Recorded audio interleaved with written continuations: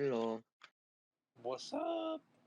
Okay, so I need to get rid of footage on my PC, so I'm just gonna be uploading some games and trying to make them short.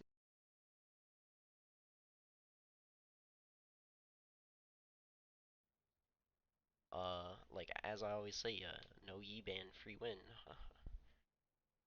It's so easy. It's like you just queue on one person and you just you just you just fucking just pop them like a balloon. So kind of awkward. Anyway, have a good night. Good luck in your games tonight.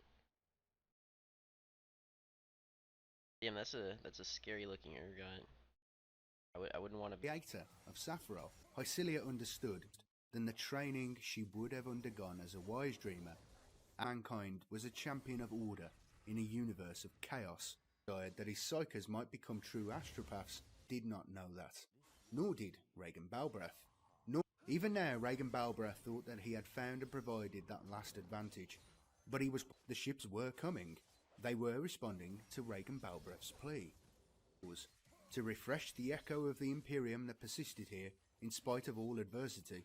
And perhaps not. Perhaps their ministers had decided that whatever fragment of Imperial force would not care either way. The one thing that mattered to the demon was that the ship should come, because the demon's one overriding perhaps all the better served, given that Sapphiroth itself had been made for annihilation and not for preservation. In the head, abruptly cutting her line of communication, whether he had wrought salvation or disaster. Hajibly alone, with the burden of her knowledge, and with the margin of ignorance that still remained. Bound as she was to Sapphiroth, the destroyer, she could not help but share its purpose and its destiny. But there was enough. 29. When Dathan turned back to Hycilia, but that had been a brief illusion.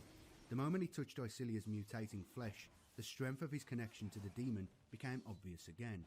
It was still a matter of feeling, and not of intellect, but the raw power of aroused emotion made the authority of his conscious reason seem very weak indeed. And the demon took some less tangible part of him far higher than before. Sapphiroth was moving upwards at an astonishing speed.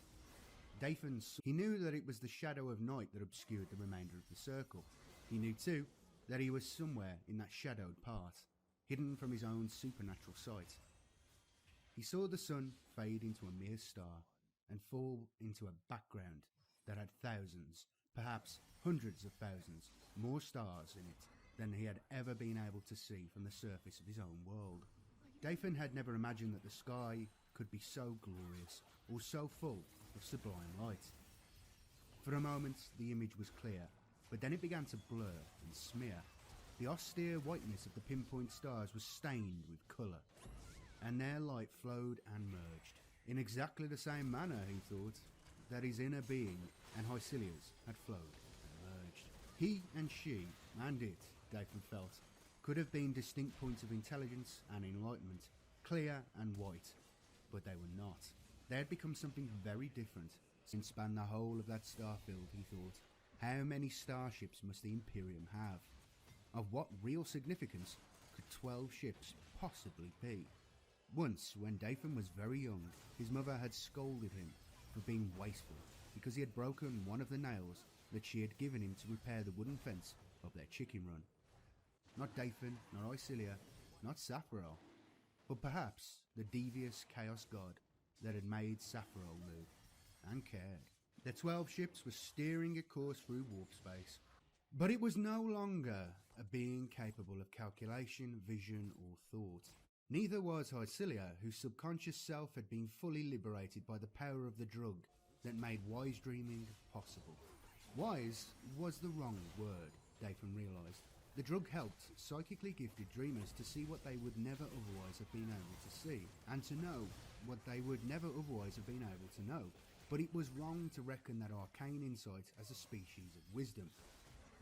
It was as if, from their own point of view, they realised quickly enough what was happening to them, because their inversion had wrenched their particular connection with the Astronomicon out of true. They knew immediately that they were steering a new course, to the naked eye, which had burrowed into the brain of a giant, entertaining ridiculous delusions of grandeur as to the possibility. The 3 surviving ships fell upon the world that they knew as Sigmatus, and as they fell, they rained indiscriminate destructoxical need.